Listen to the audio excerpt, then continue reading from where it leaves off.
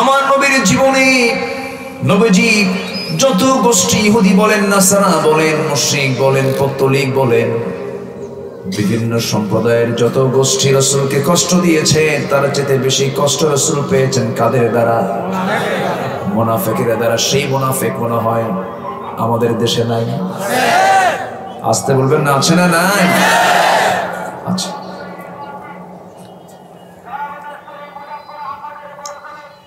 কি এটা? মারা গেছে, মৃত্যুবরণ করছে, জানাজা হবে 4টা। ও, জানাজা হবে। ইন্না লিল্লাহি ওয়া ইন্না ইলাইহি রাজিউন।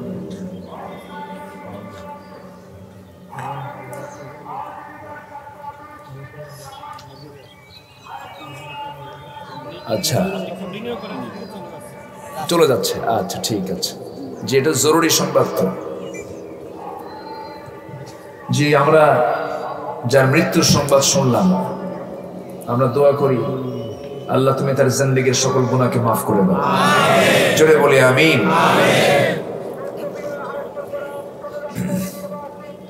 সম্মানিত ভাইরা, তাহলে মুনাফিক সে কিন্তু নামাজি, সে কিন্তু রোজাদার, সে কিন্তু দান সদকাও করে, কিন্তু মুনাফিক কেন? আমার নবীর পেছনে কিছু লোক ছিল যারা নবীর পেছনে নামাজ পড়তো, নবীর বয়ান শুনে চোখের পানি ফেলতো, কিন্তু নেতা মানত আবু জেহেলকে। আমার কথা কি বোঝা গেল? নেতা মানত কারে? আবু জেহেলকে। ঠিক আজকের সমাজেও কিছু লোক আছে, ইমামের পিছনে নামাজ পড়ে, ইমামের ওয়াজ নসিহত শোনে, কিন্তু নেতা মানে হলো বেনামাজি। আছে না নাই? তাহলে এটা কি কোনো পার্থক্য থাকলো? নামাজির নেতা কি বেনামাজি হতে পারে? বলেন, হতে পারে? হতে পারে না। এই জন্য মুনাফিকের কোনো চরিত্র নিয়ে আসা যাবে না। মুনাফিককে চেনার জন্য কোরআন এবং হাদিসের দৃষ্টিতে কিছু সিমটম আল্লাহ তাআলা তুলে ধরেছেন, রাসূল উপস্থাপন করেছেন। সূরা মুনাফিকুনের শুরুতে মহান রব্বুল আলামিন মুনাফিকদের ব্যাপারে বলছেন, ইযা জাআকাল মুনাফিকুনা ক্বালু নাশহাদু ইন্নাকা লারাসূলুল্লাহ ওয়াল্লাহু ইয়ালামু ইন্নাকা লারাসূলুহু ওয়াল্লাহু ইয়াশহাদু ইন্নাল মুনাফিকিনা লাকাযিবুন। আল্লাহ নিজে সাক্ষ্য দিচ্ছেন, মুনাফিকদের 1 নম্বর চরিত্র হলো তারা সহজে সত্য কথা বলতে পারে না। তাদের মুখ থেকে সর্বক্ষণ কি কথা বের হয়? হাসানা মিসা, মিসা কথা বের হয়। সত্য কথা তাদের মুখ থেকে বের হয় না। আমি যদি এই মুহূর্তে একটা প্রশ্ন করি, আমার দেশের যত শ্রেণী, যত পেশার লোক বসবাস করেন, এর মধ্যে কোন পেশার, কোন শ্রেণীর লোকগুলো বেশি মিথ্যা কথা কয়? মুনাফিক তো আছে। বলেন কোন শ্রেণী? হ্যাঁ, নেতা। আচ্ছা, কয়েকজন নেতার কথা বলেছেন। হ্যাঁ, আমরা তো অনেক বক্তব্য শুনেছি, অথচ নেতা কেন মিথ্যা কথা বলবে? এই পৃথিবীর সেরা নেতা ছিলেন, সাইয়্যিদ ছিলেন মুহাম্মদ সাল্লাল্লাহু আলাইহি ওয়াসাল্লাম। তার চেয়ে বড় নেতা পৃথিবীতে আর কেউ আসবে নাকি? আসবে না। কিন্তু এই পৃথিবীতে যদি প্রশ্ন করি, এই পৃথিবীতে একজন মানুষ যিনি তার জীবনে একটা মিথ্যা কথা বলেন নাই, তিনি কে? মুহাম্মদ সাল্লাল্লাহু আলাইহি ওয়াসাল্লাম। তাহলে নেতা হওয়ার জন্য মিথ্যা না বলেও নেতা হওয়া যায়। তার দৃষ্টান্ত কে? বলেন মুহাম্মদ সাল্লাল্লাহু আলাইহি ওয়াসাল্লাম। কিন্তু এখন নেতা হওয়ার জন্য কি লাগে? মিথ্যা কথা লাগে না। যারা মিথ্যা দিয়ে চলতে চায় তারা আদর্শ নেতা হতে পারে না। ঠিক কি না? আদর্শ নেতা হতে পারে না। মিথ্যা মানুষকে জাহান্নামের দিকে নিয়ে যাবে। as-sidq yahdi ila al-jannah, সত্য মানুষকে জান্নাতের দিকে নিয়ে যাবে। মানুষের যদি একটা অঙ্গ যদি ঠিক হতো, তার জান্নাতে যেতে আর কোনো বাধা থাকতো না, সেটা হলো জিহ্বা। সুবহানাল্লাহ। আল্লাহ রাব্বুল আলামিন বলেন, ইয়া আইয়ুহাল্লাযীনা আমানু ইত্তাকুল্লাহা ওয়া কুলু কাওলান সাদীদা يصلح لكم أعمالكم ويغفر لكم ذنوبكم ومن يطع الله ورسوله فقد فاز فوزا عظيما। ইমানদাররা তোমরা আল্লাহকে ভয় করবে এবং ওয়াকুলু কাওলান সাদীদা, স্ট্রেট ফরওয়ার্ড কথা বলবে, সোজা সাপটা কথা বলবে, বেনিয়ে কোনো কথা বলবে না। মুনাফিকদের কথা কি সোজা হয় না আঁকা বাঁকা হয়? দেখবেন কথার মধ্যেই মার প্যাচ, কথার মধ্যেই। কিন্তু ইমানদার মার প্যাচে যায় না, সোজা যায়। জান্নাতটা মার প্যাচে না, সোজা সোজা। মার প্যাচ করে যারা কথা বলে, মিথ্যার মিশ্রণ ঘটিয়ে যারা কথা বলে, তারা হলো মুনাফিক। আল্লাহ বলছেন, কথা যদি তোমার সোজা হয়ে থাকে তাহলে আমি আল্লাহ কি করব? ইউসলিহ লাকুম আ'মালাকুম, তোমার জীবনের যত আমলগুলো আছে ভুল থাকলে আমি আল্লাহ ঠিক করে দেব। কি করে দেব? এবং তোমার জীবনের সকল গুনাহগুলোকে মাফ করে দেব। গুনাহ তোমার থাকবে না, সব গুনাহ মাফ করে আমি তোমাকে সম্মানজনক জান্নাত আমি তোমাকে দিয়ে দেব। শর্ত হলো জিহ্বাটাকে তুমি ঠিক করো। তোমার জিহ্বা ঠিক নাই, কোনো কিছুই ঠিক নাই। তোমার জিহ্বা ঠিক আছে, সব ঠিক আছে।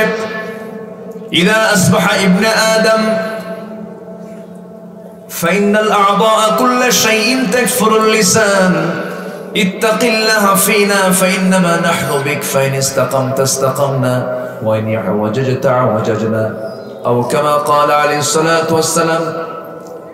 রাসূল বলেছেন, যখন কোন আদম সন্তান ঘুম থেকে ওঠে, ঘুম থেকে ওঠার সঙ্গে সঙ্গে মাথা থেকে পা পর্যন্ত প্রত্যেকটা অঙ্গ প্রত্যঙ্গ চলে আসে জিহ্বার কাছে। কার কাছে? জিহ্বার কাছে। এসে বলে, তাকফুরুল লিসান ইত্তাকিল্লাহ ফিনা, হে জিহ্বা তুমি হচ্ছে আমাদের রাজধানী, তুমি আমাদের সবচাইতে মূল। তুমি জিহ্বা যদি ঠিক থাকো, কারণ আমরা তোমার সঙ্গে সর্বক্ষণ থেকে যাই, তুমি জিহ্বা যদি ঠিক থেকে যাও আমরা ঠিক থেকে যাব, আর তুমি যদি ব্যাঠিক হয়ে যাও আমরাও ব্যাঠিক হয়ে যাব। এই জন্য ইমানদার জিহ্বা দিয়ে জাতা কথা জাতা খাওয়া তাকে খেতে পারে নাকি? না। জিহ্বার লাগাম ধরার দরকার আছে না নাই? আছে। জিহ্বাকে কন্ট্রোল করো, তোমার ঈমান নিয়ন্ত্রণে থেকে যাবে, ঈমানটা ঠিক থেকে যাবে। জিহ্বা কন্ট্রোল করো মানে তোমার ভুল হয়ে যাবে, মোড়ে মোড়ে তোমার ভুল হয়ে যাবে। কিন্তু মুনাফিকরা জিহ্বার সবচেয়ে মিসইউজ বেশি। আল্লাহ তাআলা আমলকে দেখতে চান। মুনাফিকদের ব্যাপারে আল্লাহ তাআলা বলছেন, আল্লাহু ইয়াশহাদু, আল্লাহ নিজেই সাক্ষী দিচ্ছেন মুনাফিকরা সবচেয়ে বড় মিথ্যুক। এর চাইতে বড় মিথ্যুক আর কোনো জাতি কোনো গোষ্ঠী হতে পারে না। এই জন্য মুনাফিকদের সমস্ত চরিত্র যা আছে আল্লাহ তাআলা তুলে ধরেছেন। এর মধ্যে এক নম্বর চরিত্র হলো মিথ্যা কথা বলা। আমরা কেউ কোনোদিন মিথ্যা কথা বলবো না। মামলায় মিথ্যা সাক্ষী আছে না নাই? আছে। অধিকাংশ মামলায় সত্য সাক্ষী না মিথ্যা সাক্ষী? বলেন, সত্য না মিথ্যা? ইমানদারের কাজ না মুনাফিকের কাজ? মুনাফিকের কাজ।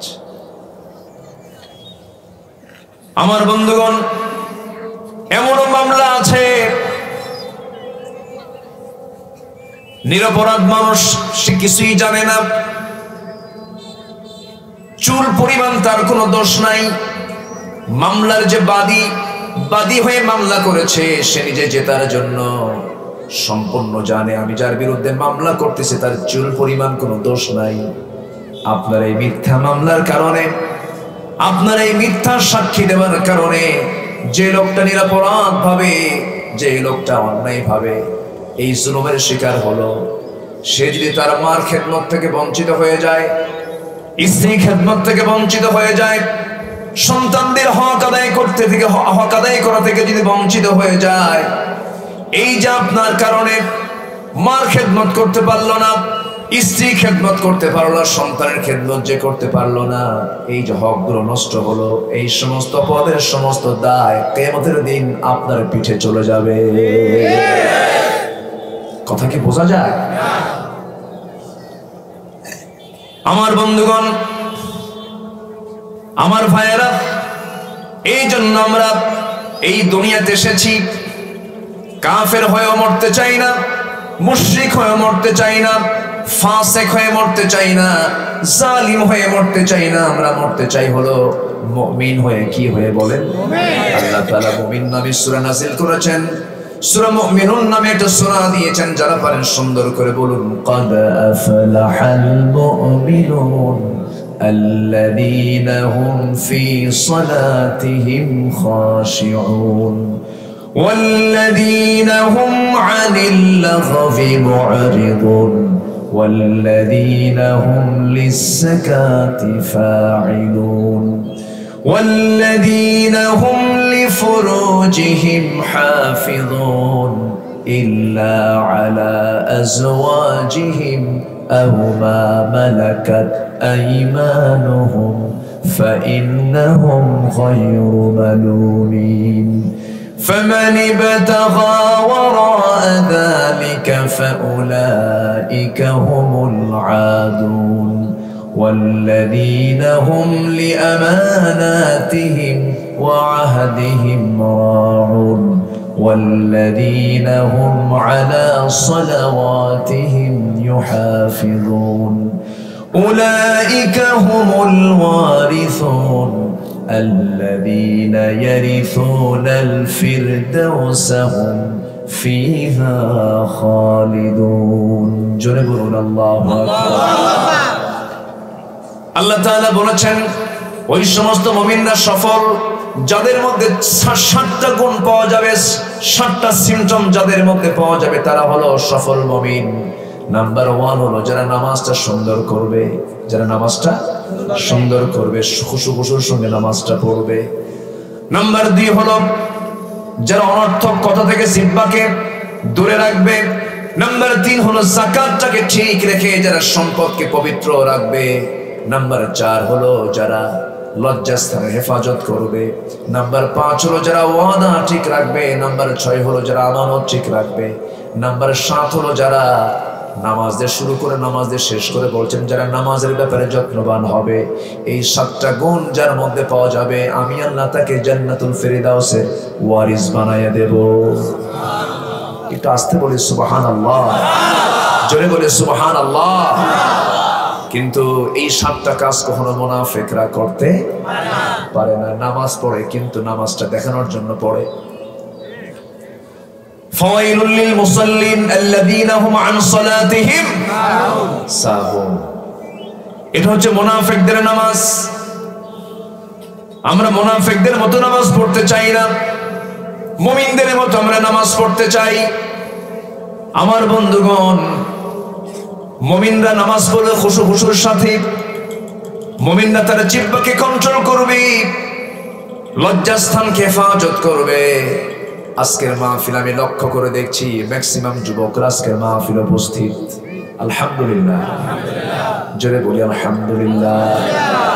যুবকরা আজকের সমাজে ফিতনা কম না বেশি? মোবাইল কি কম ফিতনা নাকি? আমার আগে চেয়ারম্যান মহোদয় মনে হয় কথা বলেছেন না? উনি কোথায়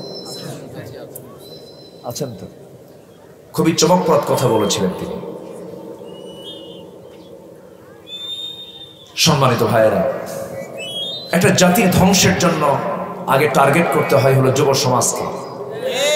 আজকে যুব সমাজ কিন্তু ধ্বংসের দ্বার প্রান্তে। মাদক আমার দেশে কি কঠিন কিছু না সহজ কিছু? বলেন, মাদকটা পেতে গেলে কি খুব বেশি কষ্ট করতে হয়? হ্যাঁ, কষ্ট ছাড়াই। আবার অনেকে এটার ব্যবসাও করে, আছে না নেই? আশেপাশে তো উখিয়া, তাই না? উখিয়া রামু তো পাশাপাশি। জি, ওনারা বিসির ব্যবসা করে। বিসি না দানা খায়, দানা তো একজনের ধরছে, জেলখানায় রাখছে। ওকে বলছে, আচ্ছা তুমি এগুলো করো কেন? ভাই আমি তো হজ করে আসছি। হজ করে আসছো আবার এগুলো? হুজুর আমি তো খাই না এগুলো, আমি খাওয়াই, ব্যবসা আমার এটা। আছে না নাই? এটা কি ইমানদারের কথা না মুনাফিকের কথা? নিজে যা করে না অপরকে দিয়ে আবার তা করে। আজকে যুব সমাজ শেষ হয়ে যাচ্ছে। যুবকদের হাতে আজকে মদ অ্যাভেলেবেল, নেশা অ্যাভেলেবেল। যুবকদের কাছে আজকে বিয়েটা কঠিন, জেনাটা সহজ হয়ে গেছে। আমি কি ভুল বললাম? আল্লাহ কি জেনার চিত্র দেখতে চান না বিয়ের চিত্র দেখতে চান? জেনা হলো অবৈধ সম্পর্ক। অবৈধ আছে যেখানে, নোংরামি আছে, অসুস্থতা আছে। যেখানে অবৈধ সম্পর্ক আছে সেখানে হত্যা, খুন আছে না নাই? কিন্তু আজ অবৈধগুলোই যেন আজকে বৈধতায় রূপ নিচ্ছে। আবু জেহেলের সমাজে 4টা জিনিস খুব অ্যাভেলেবেল ছিল: মদ, জুয়া, জেনা, সুদ। মদ, জুয়া, জেনা, সুদ। এটা তো আমাদের দেশে নাই। হ্যাঁ, আছে তো? আছে। তাহলে আবু জেহেলের সমাজ আর আমাদের সমাজের মধ্যে তফাৎ থাকলো কি? বলেন, কোন তফাৎ আছে? তাহলে আমরা মুসলমান দাবি করলাম, কিন্তু মদের বোতল দোকানে পাওয়া যায়, বেশ্যাবৃত্তির লাইসেন্স দেওয়া হয়, আবার সুদ চক্রাকারে সুদের কারবারও চলে, জেনার কারবারও চলে। জুয়া খেলা বোঝেন তো নাকি? বোঝেন? হ্যাঁ, বোঝা ভালো, কিন্তু খেলা ভালো না। কারণ দুষ্টদের দুষ্টমি তো বোঝাও দরকার, কারণ প্রতিবাদ করার দরকার আছে না নাই? জুয়া খেলা মানে মনোজাত ধরা, মনোজাত ধরা আছে না? এরকম আছে না? 6-7 জন মিলে এভাবে ধরে।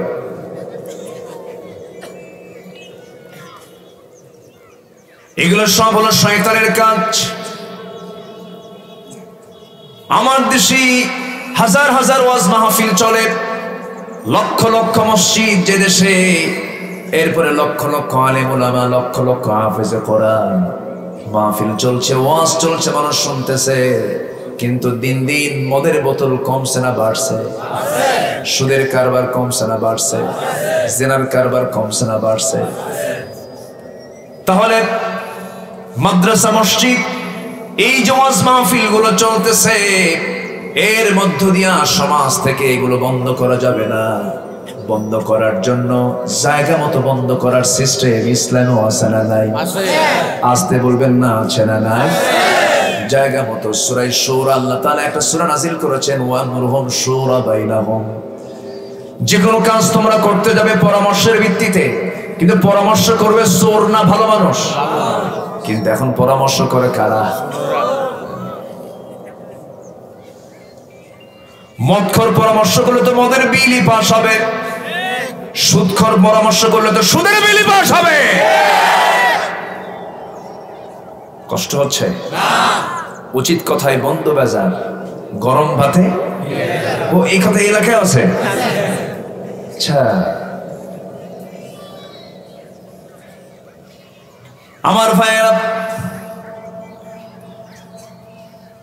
আমার নবীজি 40 বছর পর্যন্ত চেষ্টা করেছেন। 40 বছর কি কম? 15 বছরে তিনি প্রাপ্তবয়স্ক হয়েছেন, 25টা বছর তিনি নবুয়ত পান নাই। হালফুল ফুজুল গঠন করেছেন, সমাজকে সংশোধনের জন্য চেষ্টা করেছেন। আমার নবীর মতো মানুষ, এই বিশ্বমানের, বিশ্বের সেরা মানুষ, বিশ্ব নবী, আমার নবীজি নবুয়ত পাওয়ার আগে অনেক চেষ্টা করেছেন, পারেন নাই। সমাজটাকে ভালো করার জন্য হালফুল ফুজুল গঠন করেছেন, তাও তিনি ব্যর্থ হয়েছেন। কিন্তু ব্যর্থ হন নাই তখনই যখন তিনি শুরু করেছেন কি দিয়া? আসতে বলবেন না, কি দিয়া? রাসূল কোরআন সারা 25 বছর চেষ্টা করে যদি রাসূলের মতো না মানুষ না পারেন, আমরা পারবো নাকি? আজকে সমাজে চলছে হলো কোরআন সারা চেষ্টা, ঠিক কি না? কি সারা চেষ্টা? শিক্ষা সিলেবাস গুলোতে কি কি শুরু হয়েছে দেখেন। হ্যাঁ, বানরের বংশধরদের কাছ থেকে আদম সন্তানদের শিক্ষা নেওয়ার কোনো দরকার নাই, কারণ ওরা তো কইছে যে আমাদের পূর্বপুরুষ বানর ছিল। কি শিক্ষা সিলেবাসে দেয় নাই? ডারউইন মতবাদ, বিবর্তনবাদ, সেখানে বলা হচ্ছে যে মানুষ নাকি আগে বানর ছিল। আমরা কি বানর ছিল? আমাদের বাপকে আরো জোরে বানর। হ্যাঁ, তাহলে বানরের যারা বংশধর ওদের কাছ থেকে আমাদের শিক্ষা নেওয়া দরকার আছে। যারা এটা বিশ্বাস করে তারা কিসের বংশধর? ওদের পূর্বপুরুষ কি বানর, মানে মানুষ রূপী বানর, হাইওয়ান।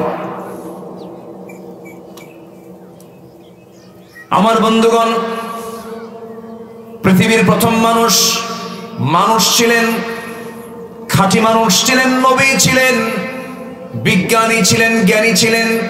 وعلم آدم الأسماء كلها। আল্লাহ তাআলা আদম আলাইহিস সালাতু ওয়াস সালামকে জাগতিক জীবনের সকল কিছুর নামের শিক্ষা দিয়েছেন। ধানের যত জাত মুখস্থ ছিল তার, পাটের যত জাত মুখস্থ ছিল তার, আমের যত জাত মুখস্থ ছিল তার, কলার যত জাত মুখস্থ ছিল তার, পৃথিবীর যত কিছুর নাম সব আল্লাহ তাআলা আদমকে শিখিয়েছিলেন। সুবহানাল্লাহ বলেন।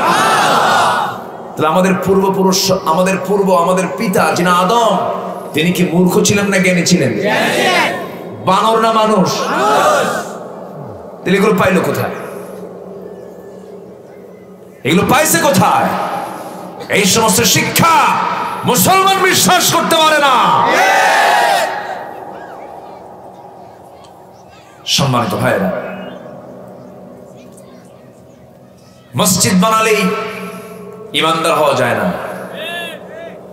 মসজিদ এখন চোররাও বানায়, ঠিক কিনা বলেন? আছে না নাই?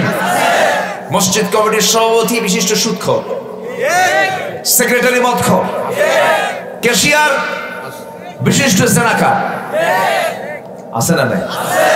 আছে। খতিব সাহেব ওয়াজ করবে কেমনে? খতিব সাহেব এখন খুতবা দিতে হঠাৎ করে মুখ থেকে বের হয়ে গেছে, লা তাকুলুর রিবা আদআফান মুদাআফা, তোমরা চক্রাকারে সুদের কারবার করো না। হঠাৎ করে এই আয়াত বলাও সারা, খতিবের চোখের সাথে আই কন্টাক্ট হওয়া সারা, চোখে চোখ পড়ে গেছে। নামাজের পর সভাপতি সাহেব এসে বলতেছে, হুজুর ওয়াজ তো ঠিকই করলেন, কিন্তু আপনি আমার দিকে তাকালেন কেন? কি কথা কি বুঝতেছেন? কেন তাকালেন? এই দায়িত্বে বসালো কারা? আমাদের দায়িত্ব আছে না নাই? চুপ করে বসে থাকে কি ইমানদারের দায়িত্ব? ইমানদার কি চুপ করে বসে থাকতে পারে? ইমানদার চুপ করে বসে থাকতে পারে না।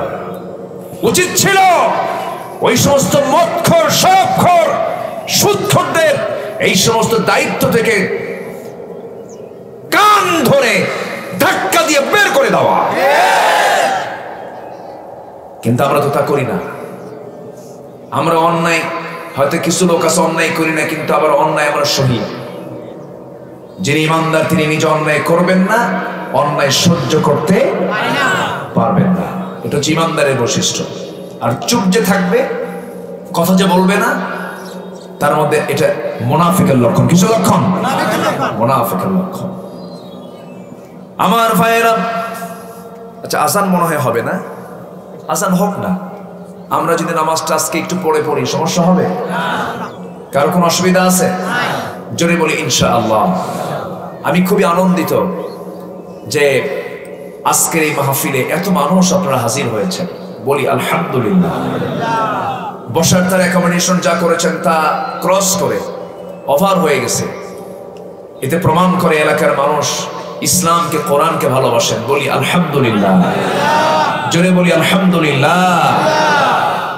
সম্মানিত হাজিরিন, মুনাফিকরা কত ভয়ঙ্কর হতে পারে। আমার নবীজির জীবন থেকে একটা কথা বললে একটি বিষয়টি স্পষ্ট হয়ে যাবে, মুনাফিকরা কেমন হতে পারে। আমি কি শেষ করে দেব নাকি? যে লোকগুলো ওঠে কেন? হ্যাঁ, অসুবিধা?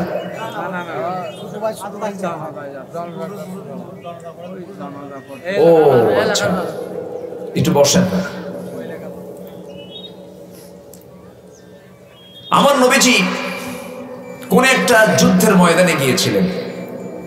যুদ্ধের ময়দান থেকে ফিরে আসার পথে, আমার দিকে তাকান সবাই, যুদ্ধের ময়দান থেকে ফিরে আসার পথে আমার নবীজি সেই যুদ্ধের ময়দানে তার স্ত্রী আম্মা জান আয়েশা সিদ্দিকা রাদিয়াল্লাহু তাআলা আনহাকে নিয়ে গিয়েছিলেন। তো ফিরে আসার পথে আমার নবীজি বললেন, শোনো সাহাবীরা, আমরা ফেরার পথে যদি কেউ বাদ পড়ে যাই, সাফওয়ান আমি তোমাকে এক্সট্রা করে দায়িত্ব দিলাম, তোমার দায়িত্ব হলো বাদ পড়া সাহাবীদেরকে তুমি নিরাপদে মদিনায় পৌঁছে দেবে, এটা তোমার দায়িত্ব। আমার নবীজির স্ত্রী আম্মা জান আয়েশা সিদ্দিকা রাদিয়াল্লাহু তাআলা আনহা, তিনি ছিলেন উটের পিঠে। উটের পিঠে তিনি একটা হাওদার ভিতরে তিনি বসা ছিলেন, পালকিতে বসা ছিলেন। মাঝপথে তার প্রকৃতির চাপ চেপে চেপে আসলো, হাজতের প্রয়োজন হয়ে গেল, শৌচকার্যের প্রয়োজন হলো। হাওদা থেকে তাকে নামায় দেওয়া হলো। পালকি থেকে নেমে তিনি আড়ালে চলে গেলেন। হাজত সারতে গিয়ে তার কিছু বিলম্ব হলো। বিলম্ব হওয়াতে তিনি যখন একটু দেরি করে যখন তিনি তার হাওদাতে এসে চলবেন, এসে দেখেন উটও নাই, হাওদাও নাই, লোকজন কেউ নাই, সব তাকে রেখে চলে গেছে। এখন প্রশ্ন হলো, যিনি দায়িত্ব পেয়েছিলেন তিনি কি দিকে খেয়াল করেন নাই? অবশ্যই তিনি খেয়াল করেছেন। বাদ বললেন কেন? আম্মা জান আয়েশা সিদ্দিকা রাদিয়াল্লাহু তাআলা আনহা ছিলেন চিকন চাকন মানুষ, ওজন শূন্য, তেমন ওজন ছিল না তার। ওই মহিলা, ওই সাহাবী আম্মা জান আয়েশার দায়িত্বে যিনি ছিলেন, তিনি ভেবেছিলেন মনে হয় হাওদার মধ্যে তিনি আছেন, পালকির মধ্যে তিনি আছেন। পালকিতে থেকেও যে ওজন না থেকেও সে ওজন খুব অল্প, হালকা ওজনের মানুষ ছিলেন। আজানটা এখানে না দিলে কি হতো উনি বোঝে না? একদম কাছে, এখানে আজান না দিলে হয়তো একটু আপনি পড়ে দেন, এখানে আজান হবে পড়ে ইনশাআল্লাহ। মুখে দেন, মুখে আজান দিয়ে দেন, সারছে, উনি আর শুনবেন না। মুখে আজান দেন, বলে দেন না এটা।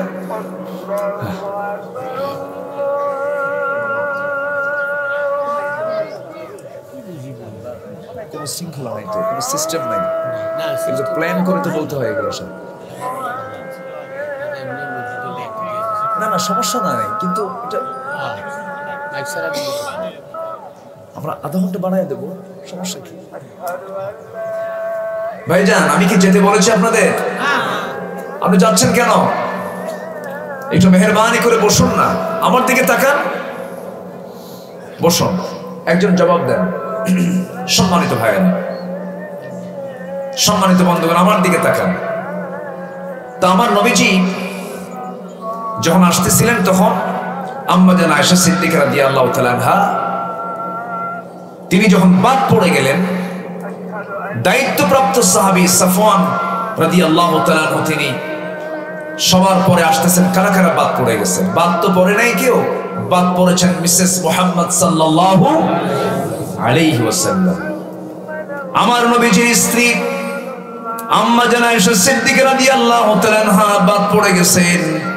দায়িত্বপ্রাপ্ত সাহাবী সাফওয়ান রাদিয়াল্লাহু তাআলা আনহু তার সামনে দাঁড়িয়ে বলছেন, আমি আপনাকে চিনতে পেরেছি উম্মাহাতুল মুমিনিন, আপনি কোনো চিন্তা করবেন না, আপনার কোনো টেনশন নাই, আপনি কোনো এই ব্যাপারে বিচলিত হবেন না। রাসূল আমাকে দায়িত্ব দিয়েছেন, আমি আপনাকে অত্যন্ত যত্নের সাথে, অত্যন্ত সম্মানের সাথে, অত্যন্ত মর্যাদার সাথে আমি আপনাকে সাথে করে নিয়ে মদিনা পর্যন্ত আমি নিয়ে যাব, আপনার নবীর ঘর পর্যন্ত পৌঁছায় দেব।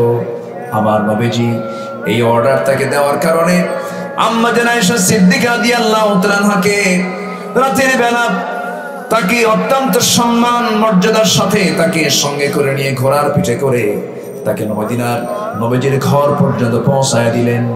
নবীজির ঘরে যখন তিনি পৌঁছে গেলেন, সকালবেলা হতে না হতেই গোটা মদিনার যারা মুনাফিক ছিল, মুনাফিকদের কানে কানে সংবাদটা চলে গেছে। সাফওয়ান গোটা রাত ধরে উম্মুল মুমিনিন আয়েশা সিদ্দিকা রাদিয়াল্লাহু তাআলা আনহাকে সাথে করে নিয়ে মদিনা পর্যন্ত রাতের বেলা সফর করেছেন। মুনাফিকরা এই ঘটনাকে সম্পূর্ণ উল্টা বানায়া তারা চতুর্দিকে প্রচার করে ফেললো, তোমরা কি জানো আয়েশা তার সতীত্ব নষ্ট করে ফেলেছে, আয়েশার সতীত্ব চলে গেছে।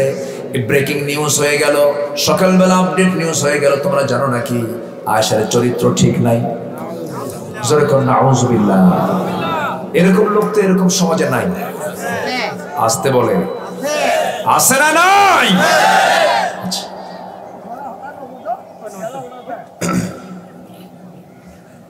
কি বলতেছে উনি? নামাজ আমরা পড়বো পরে। হ্যাঁ আমরা পড়বো ইনশাআল্লাহ। মুরব্বি খুব স্পিরিট আছে, কিন্তু খুব সাহসী, আলহামদুলিল্লাহ বলেন। হাতে কিন্তু লাঠিও আছে, কিন্তু ওই যে হ্যাঁ দাদার হাতে কি, হ্যাঁ লাঠি আছে। বসো। আমার নবীর পরিবারকে নিয়ে খেলতেছে মুনাফিকরা। চিন্তা করেন কত ভয়ঙ্কর হতে পারে মুনাফিক। আজকে আমার মুনাফিকের সাবজেক্টে মুনাফিক, তো এই জন্য আমি বিষয়টা তুলে ধরেছি, যেন আমরা মুনাফিকের চরিত্রে না যাই। আর মুনাফিকের চরিত্র যার থাকবে না, তার থাকবে ইমানের চরিত্র। বলি আলহামদুলিল্লাহ। আমার নবীজি তিনিও শুনতে পেলেন, নবীর কানে সংবাদ চলে এলো। নবীজি যখন শুনতে পেলেন, চট করে ঘরের মধ্যে ঢুকে বললেন, আয়েশা আমি যেন তোমার ব্যাপারে কি শুনলাম, কি যেন আমার কানে এলো। আয়েশা আমি তোমাকে জানিয়ে দিচ্ছি, আয়েশা আমি তোমাকে একটা কথা বলে দিচ্ছি, আমি তোমাকে কখনো একটা বারের জন্য সন্দেহ করি না। মেহেরবানি করে আমি তোমাকে যেটা অনুরোধ করব, তুমি এই মুহূর্তে আমার বাড়িতে তোমার জন্য থাকাটা ঠিক হবে না। তোমার ব্যাপারে যে কথা আমার কানকে ভারী করে দিয়েছে, তুমি এই মুহূর্তে তুমি চলে যাও তোমার বাবার বাড়ি। কার বাড়ি? বাবার বাড়ি চলে যাও।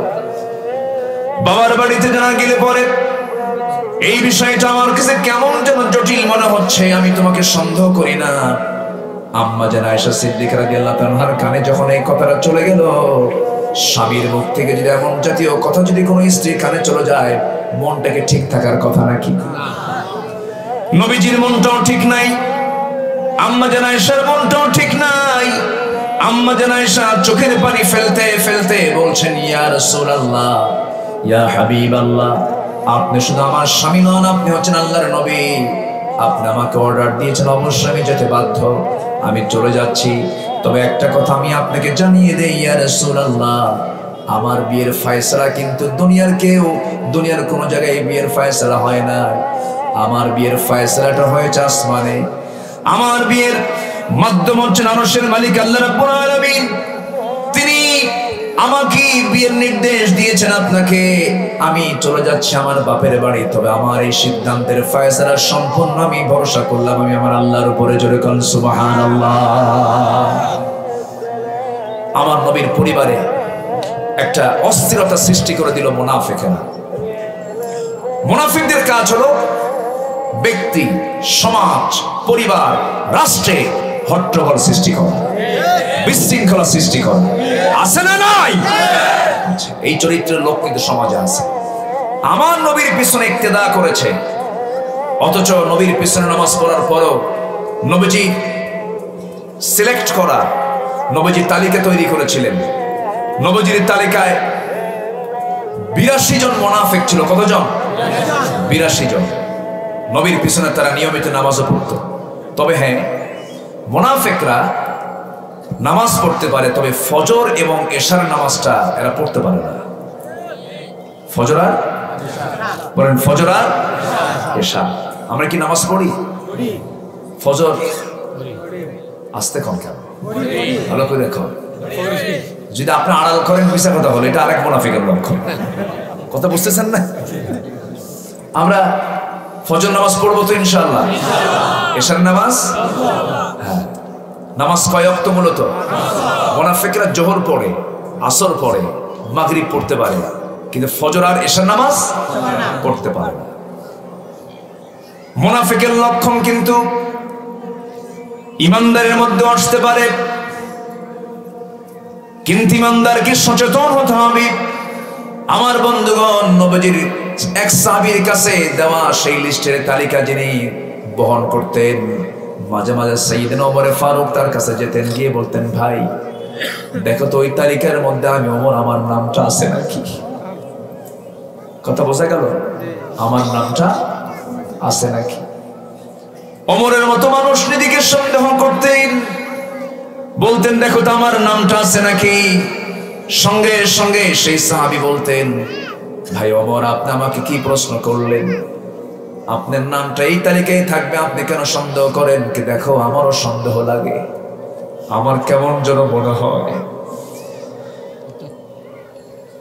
সঙ্গে সঙ্গে সেই সাহাবী বলছেন ভাইজান ওমর আপনার কি ফজর কখনো নষ্ট হয় নাকি? না। এশা কখনো নষ্ট হয় নাকি? না। যার ফজর নামাজ এশার নামাজটা নষ্ট হবে না সে কখনো মুনাফিকের কাতারে অন্তর্ভুক্ত হবে না। ফজর পড়বেন কারা? একটু হাত তুলে দেখান তো দেখি। সবাই বলি ইয়া আল্লাহ, আরো জোরে ইয়া আল্লাহ। আমাদেরকে ফজর, যোহর, আসর, মাগরিব, ইশা 5 ওয়াক্ত সালাত আদায় করা তৌফিক তুমি আল্লাহ দিয়া দাও। জোরে বলি আমিন, আরো জোরে আমিন, আরো জোরে আমিন। কষ্ট পেলেন? নামাজ কার হক?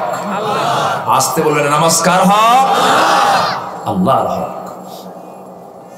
এক ওয়াক্ত নামাজ ছেড়ে দেওয়া যাবে না।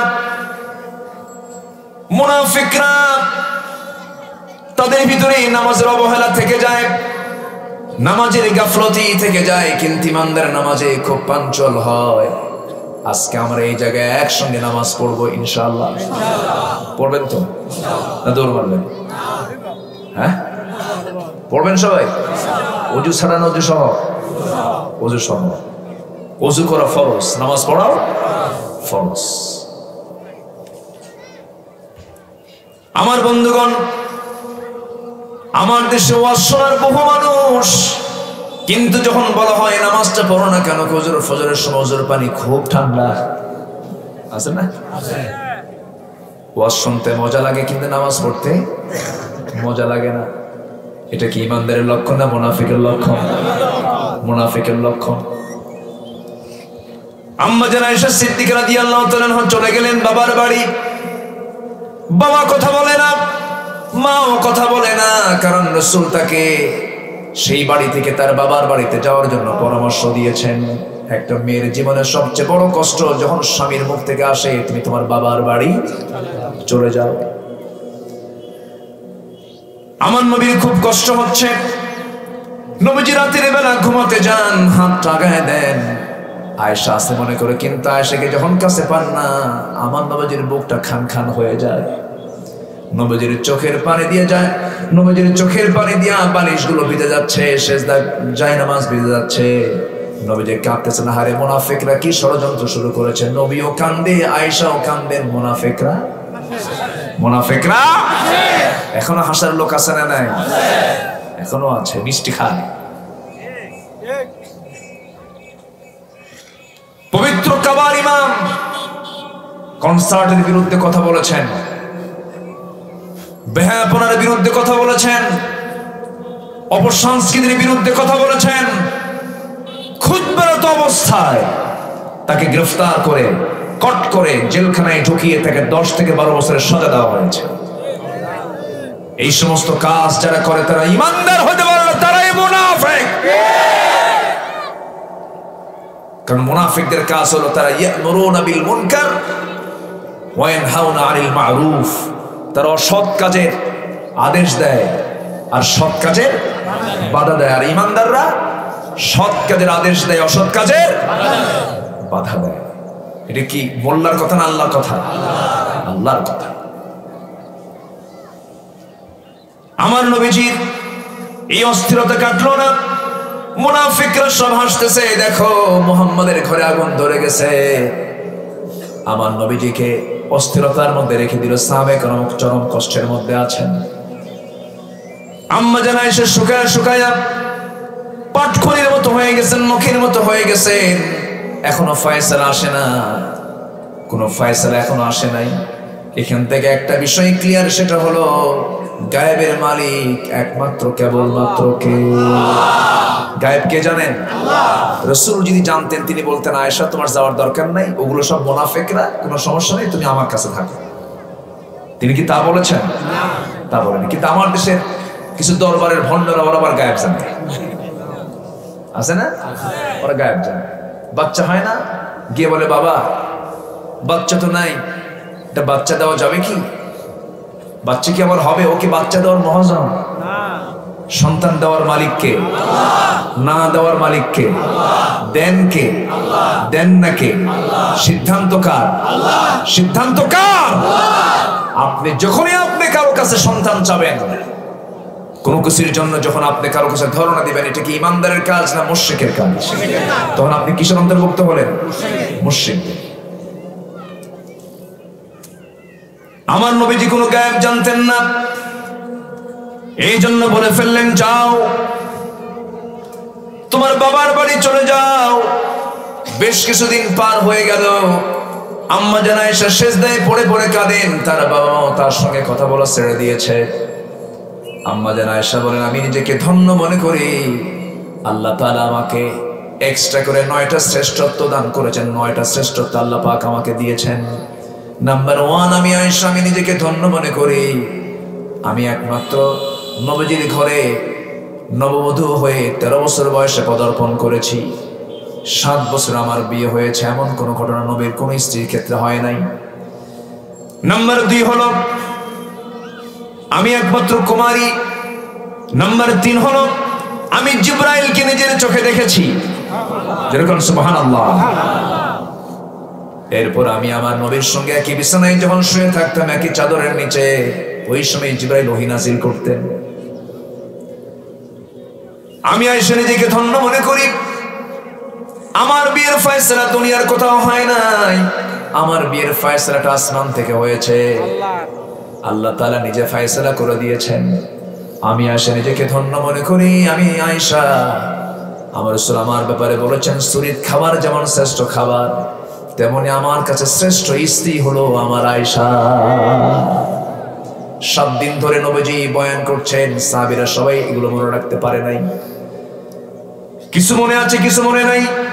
কিন্তু আমার নবীজি আম্মা জান আয়েশাকে বলছেন, আয়েশা তোমার মনে আছে নাকি 7টা দিন ধরে যা তিনি বলেছেন সুপার কম্পিউটারের মতো সব তিনি হুবহু বলে দিয়েছেন।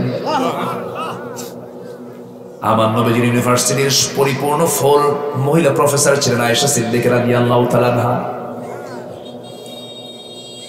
আম্মা জান আয়েশা সিদ্দিকা বলেন, আমি নিজেকে ধন্য মনে করি, রাসূল যখন অসুস্থ হয়ে পড়েন, তিনি আমার ঘরটাকে তিনি পছন্দ করেন, চয়েস করেন, নির্বাচন করেন। আমার ঘরে তিনি চলে আসেন, এসে বলছেন, আয়েশা শরীরটা কেমন যেন খারাপ, মনে হয় আমি বাঁচবো না, আমি মনে হয় মরে যাব, আমার মাথা প্রচন্ড ব্যথা হচ্ছে, একটু সুন্দর করে মাথায় পানি ঢেলে দাও। পানি ঢেলে দিলেন আম্মা জান আয়েশা, শুয়ে পড়লেন, বালিশ দেওয়া হলো। রাসূল বলছেন, আয়েশা বালিশ নাই, তোমার উরুটা দাও। উরুতে তিনি বালিশ বানায়া উরুতে তিনি মাথা রাখলেন, কাছাকাছি থেকে বলছেন, আয়েশা মনে হয় বাঁচবো না রে, দুনিয়া থেকে বিদায় নেব আমি, একটা মিসওয়াক দেওয়া যায় নাকি দেখো তো। আম্মা জান আয়েশা উঠতে পারছেন না। আম্মা জান আয়েশা সেই সময় তার ভাইকে ডাক দিলেন, বুখারীর বর্ণনা। মিসওয়াক টানার জন্য ভাইকে বলা হলো, মিসওয়াক টেনে দেওয়া হলো। সেই মিসওয়াকটা আম্মা জান আয়েশা শক্ত মনে করে নিজেই চাবায়া চাবায়া নরম করে দিলেন। সেই নরম করে দেওয়া মিসওয়াকটা নবীর হাতে যখন দেওয়া হলো, আমার নবী যে মিসওয়াকটা নিয়া মিসওয়াক শুরু না করে আগে সেই মিসওয়াকের আগেই লেগে থাকা থুতুটা চুষে চুষে পান করছেন আর মুসকে মুসকে হাসি দিচ্ছেন। রাসূল বলছেন, আয়েশা রে, আমি তোমার হক আদায় করার একটু চেষ্টা করলাম, তোমাকে আনন্দ দেওয়ার চেষ্টা করলাম। নবীজি এরপরে রাসূল আয়েশাকে বলছেন, আয়েশা আমার বেলাল তো আযান দিয়ে দিল, একটু আমাকে যেতে হবে মসজিদের দিকে, নামাজ পড়াতে হবে। এই কথা বলে তিনি ওঠার চেষ্টা করলেন, উঠতে পারলেন না, মাথার চক্কর মেরে পড়ে গেলেন। বলছেন, আয়েশা রে, বুঝতে পেরেছি আমার মনে হয় জামাতে নামাজ আর হবে না, তোমার আব্বা আবু বকরকে বলে দাও আমার মুসল্লায় দাঁড়ায় যেন আমার দায়িত্বটা পালন করে নেয়। আম্মা জান আয়েশা বলেন, আমি নিজেকে ধন্য মনে করি, রাসূল তার জীবনের শেষ খাবার খেয়েছেন আমার মুখে, আমি আয়েশা আমার মুখের লালা খেয়ে তিনি দুনিয়া থেকে বিদায় নিয়েছেন। সে আম্মা জান আয়েশার বিরুদ্ধে মুনাফিকদের ষড়যন্ত্র কত মারাত্মক, সেই মুনাফিকের বাচ্চারা এখনো আছে না নাই? আছে না নাই? সময় আসবে, সবকিছুর জবাব আসবে। জোরে বলি ইনশাআল্লাহ, জোরে বলি ইনশাআল্লাহ। আলেমদের বিরুদ্ধে সাক্ষী দাও, মাজলুমদের বিরুদ্ধে সাক্ষী দাও, জবাব কে দিবেন? আসতে বলবেন, জবাব কে দিবেন? আল্লাহ দিবেন। আল্লাহু আকবার তাকবীর সহ্য হয় না। নারে তাকবীরের স্লোগানও নাকি নির্দিষ্ট দলীয় স্লোগান। আল্লাহ একার না সবার? নারে তাকবীরের মধ্যে কার স্লোগান আছে? কার নাম? নারে তাকবীর, এরপর কি? আল্লাহ কি একার না সবার? যারা বলে যে নারে তাকবীরের স্লোগান নির্দিষ্ট দলীয় স্লোগান, এই স্লোগানকে যারা বিতর্কিত করে তাদের ঈমান তো বিতর্কিত, তাদের চিন্তা বিতর্কিত। শুধু চিন্তা বিতর্কিত না, ঈমান বিতর্কিত। আমার তো মনে হয় তাদের জন্ম বিতর্কিত মুসলমান।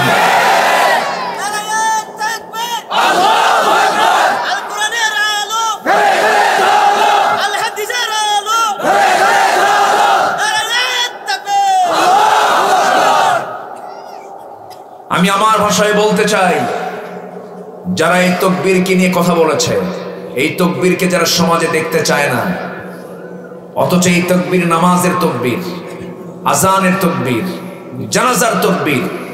এই যে এলান হলো জানাজা হবে, কি দিয়ে শুরু হবে? আরো যেমন কি দিয়ে শুরু হবে? আল্লাহু আকবার। অতএব যারা এটাকে বিতর্কিত করেছে, ওদের জানাজা এরকম করিয়া না দিয়া কুকুর, শ্রীগাল, বিড়ালের মতো বিদায় করা দরকার। আল্লাহর নাম নিয়েও তোমরা লজ্জা পাও। তোমাদের কাছে দুনিয়াটা এত প্রিয় হয়ে গেল যে আল্লাহ বাদ দুনিয়া আমার আগে দরকার। যেরকম নাউজুবিল্লাহ। আসলে কি তারা ঈমান আনতে পেরেছে? এই জাতীয় যদি কথা বলে, তারা কি আসলে ঈমান আনতে পেরেছে? মুনাফিকদের কি ঈমান আনা হয়? ওরা ঈমান আনতে পারে না। ঈমান আনার ভান ধরে, ঈমান আনার কি ভান ধরে, কিন্তু আসলে ঈমানদার নয়।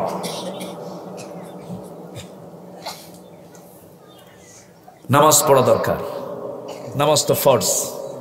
তাহলে আমরা দোয়া করে দিই। জি না, আর একটু চালাবো। হ্যাঁ, না, নামাজের পরে আর এই পরিবেশটা আমরা পাবো না। না, আমার দেশে ওয়াজ শুনে নামাজের পরে মজা পাওয়া যায় না। মানে নামাজের কথা শুনলি মানে দৌড় কিছু।